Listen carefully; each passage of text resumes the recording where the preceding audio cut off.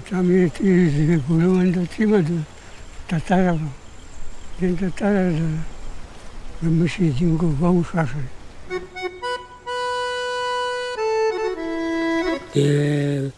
Diniadi siapa faran di fangara kadin dia kamu temi asini taungi ne bulangi suatu ne panya. Atiala amazing. Nous vous proposons aujourd'hui le premier roman de Marie Ranjanoro, Feu, fièvre, forêt, paru en 2023 aux éditions Latérite. L'intrigue se déroule à Madagascar pendant les insurrections anticoloniales de 1947. Résumé. Vohara et Ivo, son ami, deux petites filles inséparables, quittent leur village malgache dans une île incendiée par l'insurrection de 1947, alors qu'un jeune lieutenant, Pierre Gallois d'Orous, est missionné par le colonisateur français afin d'éliminer Telonono, chef insurgé qualifié de sorcière. Amouliakar Sow, tirailleur sénégalais ballotté de guerre en guerre et débarqué à Madagascar, l'accompagne. Le récit débute comme une fiction réaliste qui relate deux combats essentiels, combat contre le colonisateur et combat des femmes. Mais il met en relief également la primauté de la culture ancestrale pour dresser le portrait d'un pays qui, en fait, refuse tout au long de cette histoire tragique le joug du colonialisme. Puis le récit se continue et se termine comme un roman onirique, voire féerique. D'ailleurs, Marie Ranjanoro s'exprime dans une langue qui porte la magie, l'étrangeté de son récit, comme l'illustre l'allitération du titre « Feu, fièvre, forêt ». Oui, car le roman raconte tout ce que la culture d'un peuple qui s'inscrit dans la cosmologie a de sacré, de magique, et qui finalement prend le pas sur la réalité. Ainsi, le lieutenant gallois est-il littéralement englouti, dévoré par la forêt, les esprits, la nature végétale.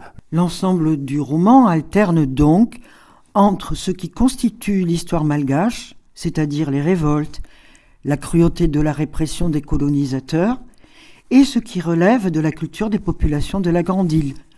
Femmes puissantes, guerriers farouches, pouvoir magique de la nature, de la tradition ancestrale, avec la place et le rôle des fadis, qui sont des tabous, et l'idéalisation et sacralisation de la mort et de l'au-delà, avec le fada-i-ana, ou retournement des morts. On trouve également cette dichotomie dans les personnages. Ivo, Vohara et Tolonono, l'insurgé mythique aux trois saints, représentent les femmes au pouvoir quasi surnaturel. Afo, Tao et Azo, les généraux rebelles, représentent eux la résistance aux colonisateurs. Quant à Pierre Gallois, cruel et pervers, il est ce colonisateur imbu de la légitimité de sa civilisation. Enfin, Amouliakar Sow, tirailleur sénégalais, symbolise lui la victime du colonialisme, à la fois colonisé et colonisateur, déraciné et solitaire. Enfin, la narration elle-même rend compte également de cette opposition. Vohara raconte à la première personne son île, sa culture, installant ainsi l'empathie du lecteur, tandis qu'un narrateur extérieur rapporte les événements imposés par le colonisateur et l'effroi de ce même lecteur. Quant au cadre historique, il met en avant l'année 1947, significative du combat du peuple malgache pendant toute la durée de la colonisation. En effet, en mars 1947, alors que l'île est devenue territoire d'outre-mer, une insurrection éclate, entraînant une répression sanglante de l'armée française qui fit plusieurs dizaines de milliers de morts. Et cette répression se caractérise par une cruauté terrible. Exécutions sommaires, tortures, regroupements forcés, incendies de villages. C'est aussi celle dans laquelle l'armée française expérimente la guerre psychologique. Des suspects étant jetés vivants depuis des avions afin de terroriser les villageois dans les régions d'opération.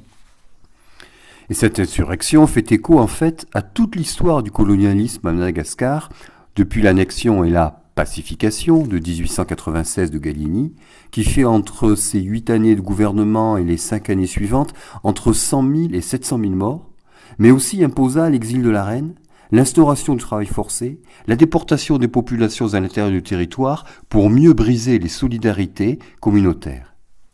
Il aura fallu attendre le 26 juin 1960 pour que Madagascar obtienne son indépendance. Oui, une sorte d'aboutissement d'un très long et très douloureux combat, toujours traumatisant aujourd'hui pour en être d'ailleurs le sujet du roman de Marie Ranjanoro. D'ailleurs, que connaît-on du parcours de cette autrice ?